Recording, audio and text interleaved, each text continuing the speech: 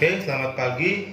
Kembali lagi dengan saya Dimas Raya dari 1711 dengan nomor NIM 17180023. Hari ini kita akan membahas tentang perjalanan sistem komunikasi bergerak dari generasi pertama sampai generasi terakhir, yaitu generasi 5. Oke, generasi pertama itu ada AMPS dan NMT. Kita akan bahas AMPS terlebih dahulu.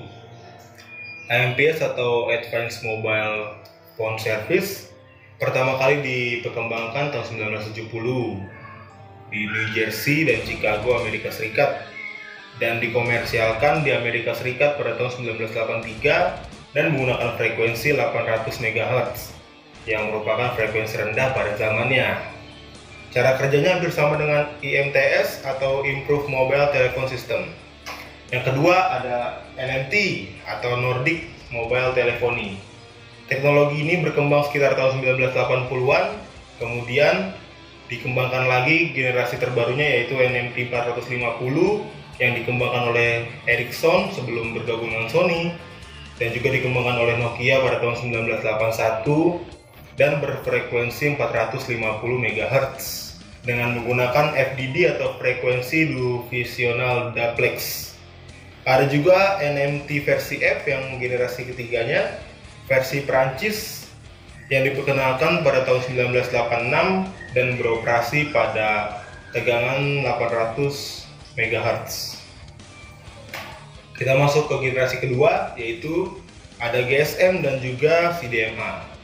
GSM atau Global System for Mobile Communication mulai menggeser AMPS pada tahun 1995.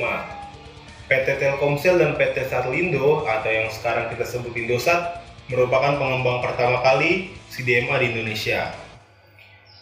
GSM merupakan teknologi digital dengan kecepatan rendah menengah dan memiliki kelebihan 3, yaitu kapasitas yang besar, sistem security yang baik, dan layanan yang lebih beragam. Selanjutnya ada CDMA yang mulai masuk ke Indonesia tahun 2002, 7 tahun lebih terlambat dibandingkan dengan GSM. GSM dan CDMA merupakan teknologi digital, meskipun secara teknologi CDMA lebih baik dibandingkan dengan GSM. Keunggulan teknologi CDMA ada 3 juga, yaitu suara yang jernih, kapasitas yang lebih besar, dan kemampuan akses data yang lebih tinggi daripada GSM. Kita masuk ke generasi 3 atau 3G. Jaringan 3G memungkinkan operator jaringan untuk menawarkan jangkauan yang lebih luas dari fasilitas tingkat lanjut melalui peningkatan efisiensi penggunaan spektrum. Kita mulai mengenal 3G di HP-HP Android dan memiliki kecepatan antara 5,8 Mbps sampai dengan 14,4 Mbps untuk uplinknya, menggunakan jalur data kecepatan tinggi, broadband wireless data, dan semuanya itu bekerja dalam perangkat mobile. Dan yang selanjutnya ada teknologi 3G masuk generasi keempat yang juga dikenal sebagai Beyond 3G, adalah istilah dalam teknologi komunikasi yang digunakan untuk menjelaskan evolusi berikutnya dalam dunia komunikasi nirkabel. Menurut kelompok kerja 4G, infrastruktur dan terminal yang digunakan 4G akan mempunyai hampir sama semua standar yang telah ditetapkan dari 2G dan 3G. Jadi 4G memiliki semua kemampuan yang dimiliki oleh 2G dan 3G ya teman-teman. Jadi ya, yang sekarang kita pakai jaringan-jaringan 4G itu seperti jaringan 2G dan 3G digabungkan terus disempurnakan, yang memiliki kecepatan yang tinggi, kestabilan data, efisiensi dalam pengolahan gambar, dan semuanya diatur dalam IP atau Internet Protocol.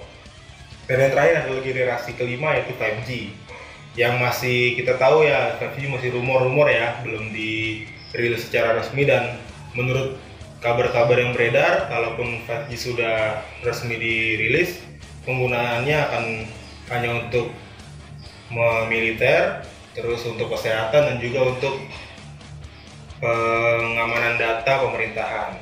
Jadi kita tunggu aja kapan 5G rilis di tengah pandemi seperti ini, apakah dia bisa rilis dengan cepat ataupun akan mundur lagi. Oke, sekian penjelasan singkat dari saya. Untuk materi yang lengkapnya akan saya taruh di deskripsi bawah, ada di blog saya.